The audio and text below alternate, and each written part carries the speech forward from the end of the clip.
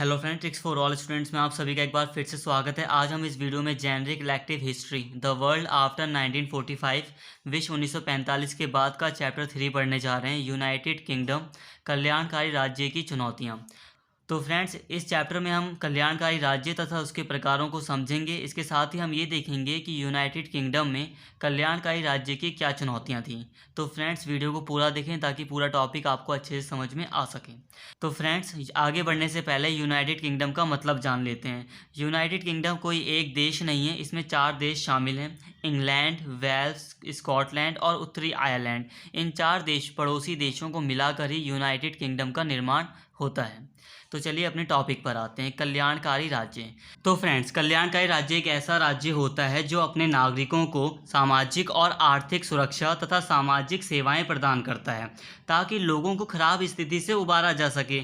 अगर simple language में समझा जाए तो कल्याणकारी राज्य एक ऐसा राज्य होता है जो निर्धन लोगों के लिए ऐसी नीतियां बनाता है जिससे निर्धन लोगों की मूलभूत आवश्यकताओं यानी कि बेसिक नीड्स को पूरा किया जा सके। अगर एग्जाम्पल देखें तो एग्जाम्पल के लिए कई बार आपने देखा होगा कि राज्य यानी कि सरकार गरीब लोगों के लिए भोजन तथा आवास की व्यवस्था करती है। इसके अतिरिक्त कई बार ऐसा भी देखा गया है कि सरकार सरकारी स्कूलों, सरकारी अस्पतालों की व्यवस्था करती है ताकि गरीब लोगों को मुफ्त में शिक्षा और स्वास्थ्य सुविधाएं मिल सके, ताकि उनकी मूलभूत आवश्यकताएं पूरी हो सकें। तो फ्रेंड्स, कल्याणकारी राज्य का विचार मूल रूप से एक यूरोपीय विचार है। तो फ्रेंड्स, अब हम बात करते हैं कि आखिर यूरोप में कल्याणकारी राज्य का उदय किस प्रकार से हुआ। तो फ्रेंड्स, जैसा कि हम सभी जानते हैं कि 17वीं शताब्दी में उदारवाद की विचारधारा का पश्चिमी यूरोप, विशेषकर ब्रिटेन में उदय हुआ और उदारवाद की विचारधारा ने पूंजीवाद को बहुत ज़्यादा बढ़ावा दिया, जिसके कारण हुआ ये कि अब पश्चिमी यूरोपीय देशों में औद्योगिकरण और शहरीकरण को बहुत ज़्यादा बढ़ावा मिला। इसके कारण कई समस्याएं पैदा हो गई, जैसे कि अब मजदूरों का बहुत ज़्यादा शोषण होने लगा। इसके अतिरिक्त स्वच्छता, आवास, भोजन की कमी जैसी समस्याएं पैदा हो गई, जिसके कारण गरीब जनता अब सरकार से इन चीज़ों की मांग करने लगी कि सरकार अब उनको मूलभूत सुविधाएं उपलब्ध करवाए। इसी के चलते 19वीं शताब्दी के अंत में जर्मनी में कल्याणकारी राज्य का उदय हुआ, जिसके कारण कई कल्याणकारी योजनाएं जर्मनी में बनाई गई, जैसे कि श्रम संरक्षण कानून। इसके अतिरिक्त 1889 में वृद्धावस्था बीमा, 1883 में बीमारी बीमा, 1884 में औद्योगिक दुर्घटना योजना। ये सभी योजनाएं, ये सभी कानून कल्याणकारी नीति को दर्शाते हैं। फ्रेंड्स, आपसे एक रिक्वेस्ट है कि अगर आपको उदारवाद और नव उदारवाद की विचारधारा के बारे में जानकारी नहीं है तो प्लीज़ इस टॉपिक पर मैंने एक वीडियो बनाई है, तो उसको आप ज़रूर देख लें। उसका लिंक आपको आई बटन पर या वीडियो के एंड में मिल जाएगा। तो फ्रेंड्स, अब हम बात कर लेते हैं कि कल्याणकारी राज्य के कितने प्रकार होते हैं। तो फ्रेंड्स, बेसिकली 3 प्रकार के कल्याणकारी राज्य होते हैं: उदारवादी कल्याणकारी राज्य, सामाजिक लोकतांत्रिक कल्याणकारी राज्य, रूढ़िवादी कल्याणकारी राज्य। उदारवादी कल्याणकारी राज्य ऑस्ट्रेलिया, ब्रिटेन और अमेरिका जैसे देशों में पाया जाता है। यह बाजार उन्मुखी होता है और यहाँ पर सभी कल्याणकारी नीतियाँ मुख्य रूप से गरीबों के लिए होती है। कहने का मतलब यह है कि यहाँ पर उदारवादी कल्याणकारी राज्य में मुक्त बाजार पाया जाता है, यानी कि पूंजीवाद पाया जाता है। ज़्यादातर चीज़ें प्राइवेट सेक्टर में होती हैं, राज्य के अधीन बहुत कम चीज़ें होती हैं और इसमें निजी बाजार में रहते हुए गरीबों को सामाजिक सुरक्षा प्रदान की जाती है। मतलब प्राइवेट सेक्टर में ही, जैसे कि कर छूट दे दी गरीबों को, टैक्स में कुछ थोड़ी बहुत छूट मिल गई, तो कुछ ऐसी कल्याणकारी नीतियाँ होती हैं। जैसे कि मान लीजिए कि ऑस्ट्रेलिया, ब्रिटेन और अमेरिका में गरीब बच्चे पैसों के कारण एजुकेशन नहीं ले पा रहे हैं, तो ऐसी स्थिति में यहाँ के कल्याणकारी राज्य कोई सरकारी स्कूल नहीं खोलेंगे। ये क्या करेंगे कि प्राइवेट स्कूलों में ही गरीबों के बच्चों के लिए कुछ छूट दे देंगे, जैसे कि फ़ीस में कुछ कमी कर देना, ऐसी व्यवस्थाएं। इसके अलावा अगर हम बात करें सामाजिक लोकतांत्रिक कल्याणकारी राज्य की, तो यहाँ पर लगभग सभी को लाभ और सेवाएं आसानी से मिल जाती हैं। इसमें सामाजिक अधिकार दिए जाते हैं और इसमें लाभ प्रदान करने में बाजार की भूमिका बहुत कम होती है। ज़्यादातर चीज़ें सरकार के अधीन होती हैं, तो सरकार डायरेक्टली, जैसे कि गवर्नमेंट हॉस्पिटल्स, गवर्नमेंट स्कूल्स खोल देती है, तो लगभग अमीर हो या गरीब, जिसको ज़रूरत है वो सुविधाएँ प्राप्त कर सकता है। और अगर हम रूढ़िवादी कल्याणकारी राज्य की बात करें तो इसे बिस्मार्कियन राज्य भी कहा जाता है। इसमें रोजगार पर फोकस किया जाता है। इसमें ऐसा सोचा जाता है कि अगर व्यक्तियों को रोजगार मिल जाए तो उनका अपने आप ही कल्याण हो जाएगा और रोजगार की उन्नति पर ध्यान दिया जाता है। जो पोस्टिंग होती है कर्मचारियों की, उसको उनके प्रमोशन पर ध्यान दिया जाता है। इसी कारण से ऑस्ट्रिया, जो कि एक यूरोप में कंट्री है, ऑस्ट्रिया और जर्मनी में कर्मचारियों को अच्छी पेंशन योजनाएं मिलती हैं। तो फ्रेंड्स अब हम बात करते हैं कि यूनाइटेड किंगडम में कल्याणकारी राज्य का उदय किस प्रकार से हुआ। तो फ्रेंड्स यूके में 19वीं शताब्दी में कल्याणकारी राज्य का काफ़ी विस्तार हुआ। क्या हुआ कि यूनाइटेड किंगडम में 1880 के दशक में शिशु मृत्यु दर बहुत ज़्यादा बढ़ चुकी थी, जिसके कारण युवा जनसंख्या पर काफ़ी प्रभाव पड़ा।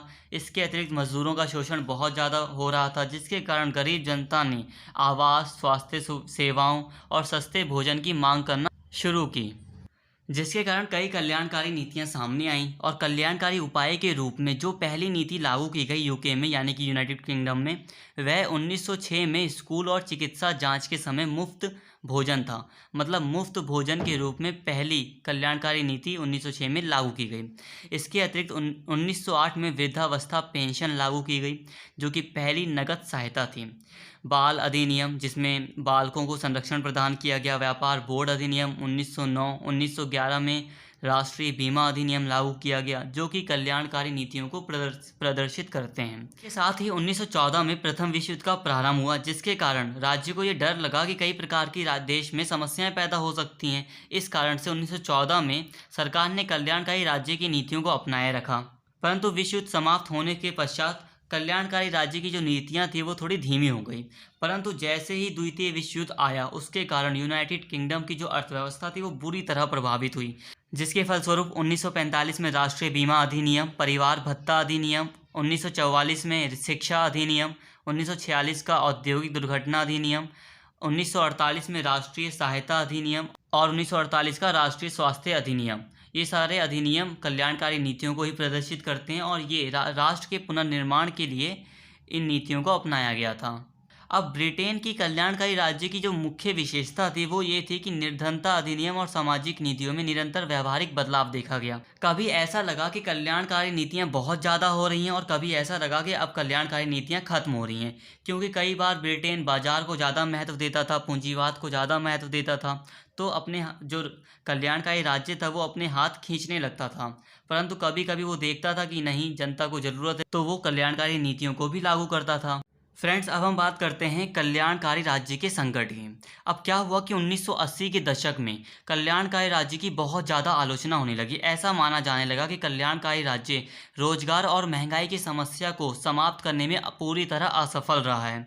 इसके अतिरिक्त कई प्रकार की आलोचनाएं की जाने लगी। ऐसा कहा जाने लगा कि कल्याणकारी नीतियाँ जिनके लिए बनाई जाती हैं उनको उसका लाभ मिलता ही नहीं है। कई नकली लोग यानी कि जो अमीर लोग ही होते हैं, जिनको कल्याणकारी नीतियों की आवश्यकता ही नहीं होती, वो लोग गरीबों को दी जाने वाली कल्याणकारी नीतियों का फ़ायदा उठा लेते हैं। इसके अलावा 1970 के दशक में तेल संकट आ गया, जिसके कारण आर्थिक संकट पैदा हो गया। यहाँ तक कि यूनाइटेड किंगडम सहित पूरे विश्व में ही आर्थिक संकट सा पैदा हो गया और महंगाई बहुत ज़्यादा बढ़ने लगी। अब सरकार ये सोचने लगी कि किस प्रकार से अर्थव्यवस्था को संभाला जाए। इसके लिए एक नया विचार सामने आया, नव उदारवाद। तो अर्थशास्त्रियों ने नव उदारवाद की विचारधारा को बहुत ज़्यादा बढ़ावा दिया, जिसके कारण इसका बहुत ज़्यादा विकास हुआ।